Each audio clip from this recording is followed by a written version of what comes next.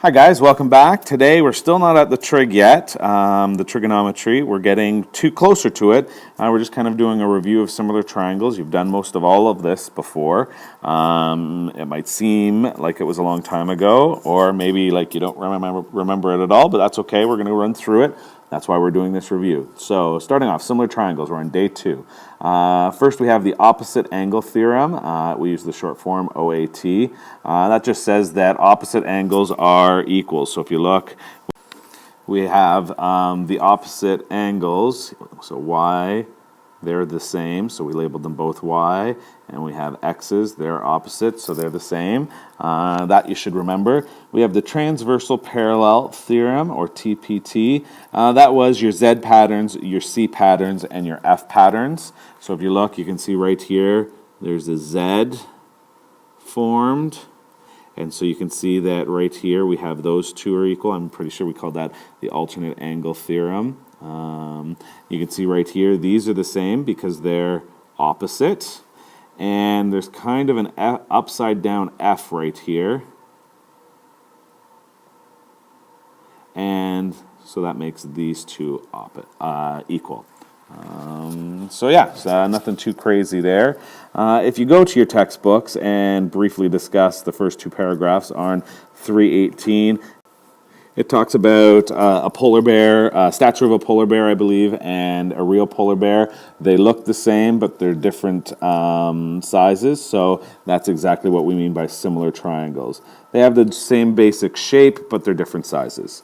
So scrolling down, or looking down on your page, a few definitions. We have, we're looking right here, definitions. Similar triangles have the same shape, but not necessarily the same size. Two triangles are similar if corresponding angles are equal or the lengths of the corresponding sides are proportional.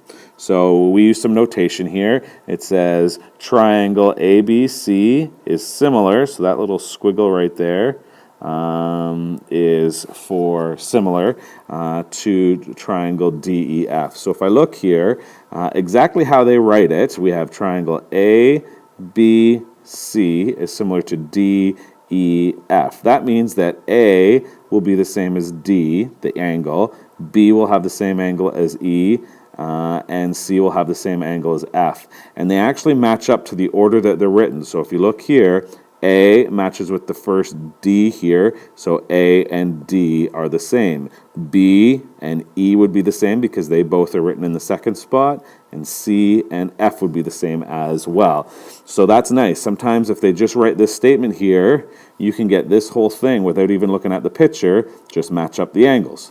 Now if you look at the proportional sides, a lot of it can just be intuitive. If we look here, AB will match up with DE, BC will match up with EF, and AC will match up with DF. But again, you can use the order that it's shown in right here. If you look, AB matches with DE, BC matches with EF, and then A and C match up with D and F.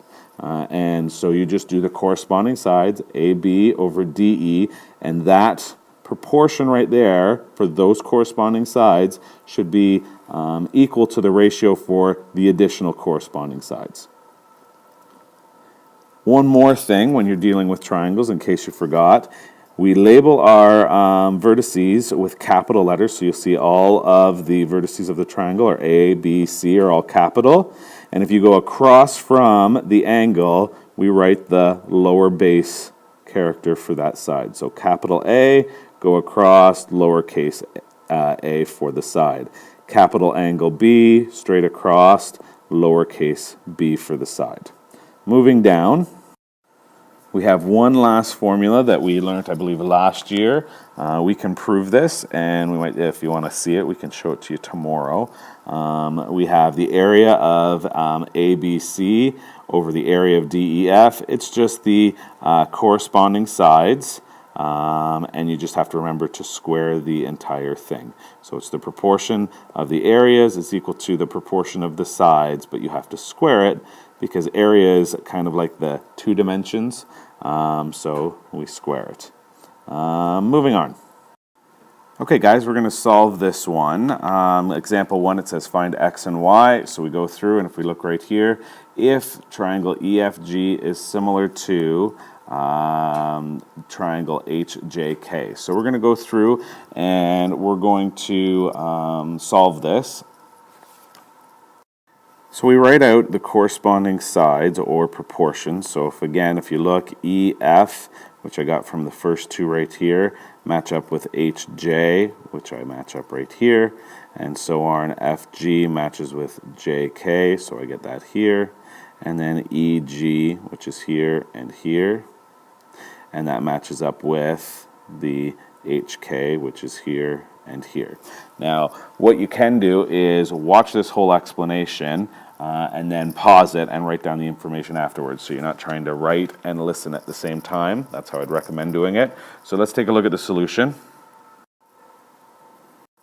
So again, I would listen to the explanation before you copy all this down. At the end, you can pause it and write it down. So again, I matched up all of the parts. So EF corresponded to the side length of 5, and HJ, which is right here, corresponded to X. And we just went in, FG was 3, JK was 12, and likewise for these two, we got Y over 24. Now you could have probably looked at the picture and just saw that right away. Now we're going to solve these two parts. So if you look right here, these two we're going to do separately, and these two we're going to do separately. So we write down the two parts, just put a squiggle line in between, and these two parts. And then I'm going to rearrange. You guys call it cross multiplying. So we go 3 times x gives me 3x. 5 times 12 gives me 60. And then you take the 3 to the other side, and because it's 3 times x, when I take the 3 over to the other side, I get 60 divided by 3, which gives me 20. And the same process here, 12 times y is 12y. 3 times 24 was 72.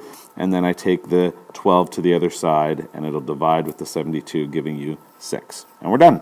So pause it right now, fill in the rest of that solution to make sure you have a copy, because your teacher will be checking tomorrow. And then we'll move on to the next example.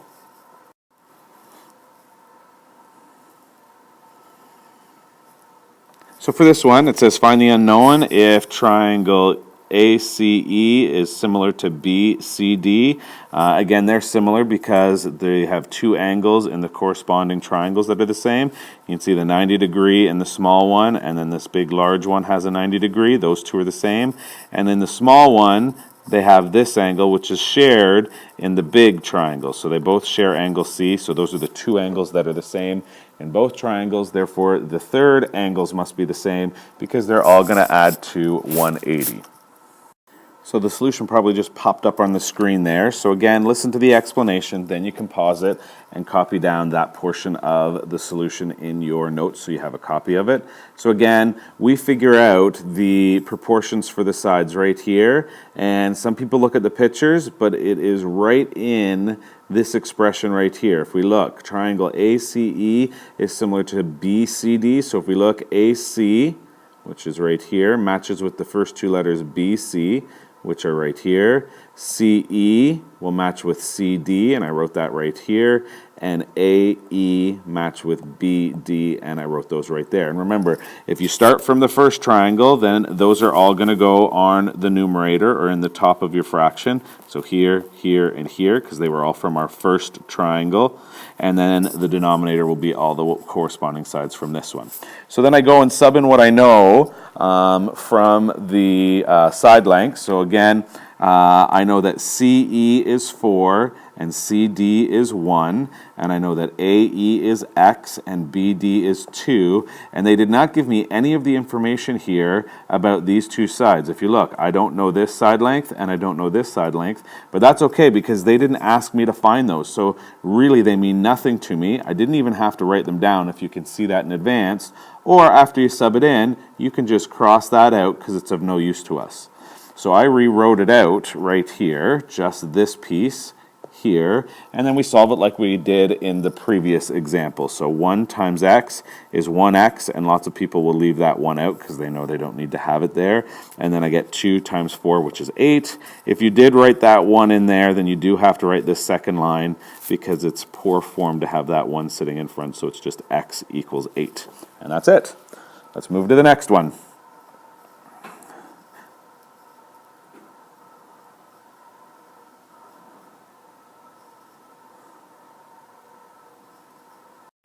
Okay, for this one, they have told us that these two triangles are similar. The reason that they're similar is they actually all have the same angles. We have the opposite angles right here and here that are the same. And if you look, we have a Z pattern right here. So the angle here and here is the same. And we have a backward Z right there. So this is the same as this. They also told us, and they matched up all the sides. If you know how to do it and how to match up the sides, you're pretty much set. If you look, we know the 2 is going to match up with the x. A lot of people have trouble figuring out if the 3 matches up with the 13 or the 9. Some people can see that the 3 and the 13 match up, but some people make the mistake and they match it up with the 3 and the 9. So you can use your information right here to help you out. So I'm going to write that out, and then we'll explain it. So again, I'm going to go through and explain the solution. You should just be paying attention. And then when I'm finished, pause it and copy out the solution so you have it in your notes. So from this similar triangle expression here, I was able to get the corresponding proportions. I've explained that a few times. So AE matched up with CB. So AE matched with CB, and similarly for these. Go and fill in the corresponding sides that you have from your information from your diagram. 2 over x equals 3 over 13 equals y over 9. Again, I have enough information here so I can solve for x, and I have enough information here so I can solve for y. So I split it into 2 parts, and I work with just this area here. I get 3 times x equals 2 times 13, which was 26. So 3x equals 26. And then take the 3 to the other side and divide, and that is approximately equal to 8.67. That little dot there above the equal sign means approximately. If this was a word problem, you'd go down to probably 1 decimal place unless otherwise stated.